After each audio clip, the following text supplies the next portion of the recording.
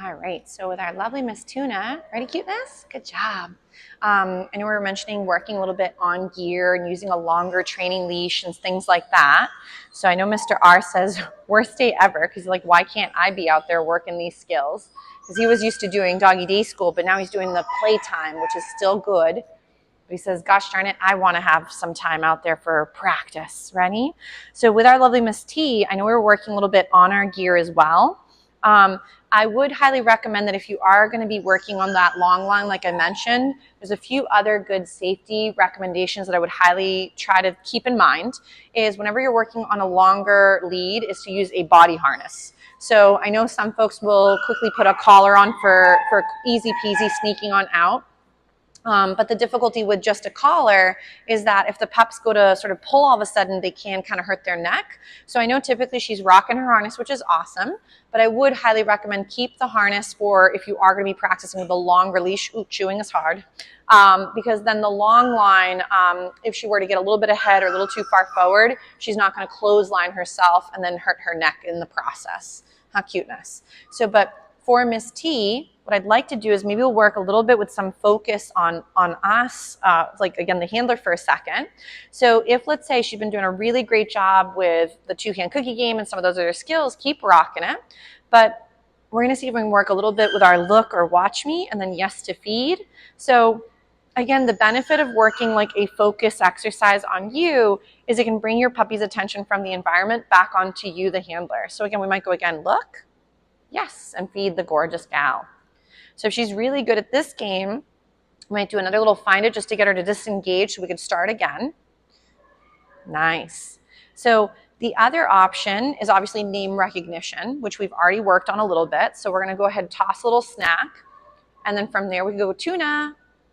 Yes. And then feed Miss T for that beautiful name recognition.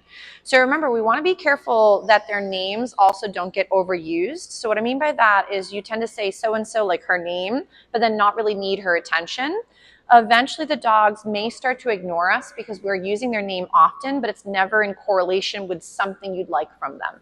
So it's almost like someone constantly calling you and you're like, what? And then they're like, oh, you'll eventually start ignoring the person every time they call for you. So with our gorgeous gal, getting her to hear her name and have it be actually come check in, that can be really helpful because then her name recognition stays, again, something she's fluid with. Nice job, cuteness. The other thing is, even if sometimes there's things you don't love your dog doing, don't go into so-and-so no or so-and-so knock it off. Because again, that's another moment where you're probably going to ruin their name recognition as well. If their name is going to be paired with something spooky, even though we are trying to get our point across that we don't like something, the problem again is we're creating that safe or unsafe feeling. And your babe is not going to realize why you're upset with them. They're going to start to think that maybe their name brings on the bad.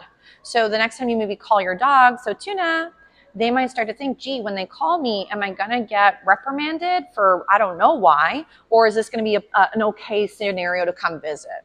So obviously with Miss T, I don't think this is what's going on either, but there's moments where we don't always realize that how we behave around our dogs are either helping behavior get better or certain things might be getting worse. And then we get overwhelmed and flustered as to why does the dog not connect with us? And it could be sometimes the way we're dealing with them when we're stressed out or overwhelmed. Nice job, cuteness. We'll do another little find it. And then from there, we'll go again with our lovely Tuna. Oh, she's like, hold up, I missed one earlier. Chewing and walking is hard. Yes, nice job. She says that other one's gross. Beautiful. So she's doing really nicely with those eyes on the handler. She's doing really nicely with her name recognition. I know you guys have also been working the two-hand cookie game. So this one, for example, is where you have your dog, you show them a few snacks, hold them off to the sides. Yes. And you wait for your beauty to check in.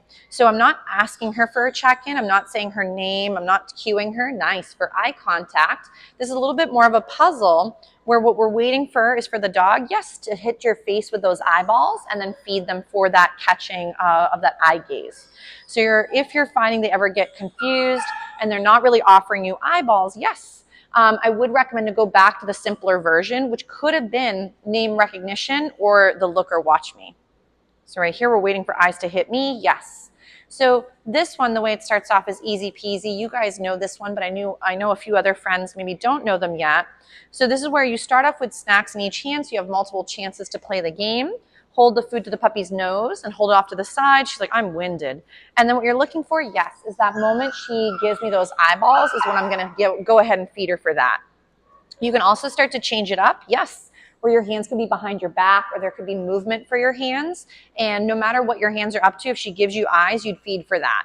The third, more difficult step, which she's actually been rocking really nicely with her family, is to show the puppy the snacks, hold them up to your chest, turn away from your babe, and then see if she on her own could come to find the front of you as another great way to build up on this game. But I think for Miss T, we're going to give her a little breather. She's kind of tired. They've been doing a really great job today. And then we'll go ahead. We'll have some more little wrestles for the beauties before they go home. But again, keep up the great work with her and Mr. A. They're both doing wonderful. So we'll call it a day, Miss T.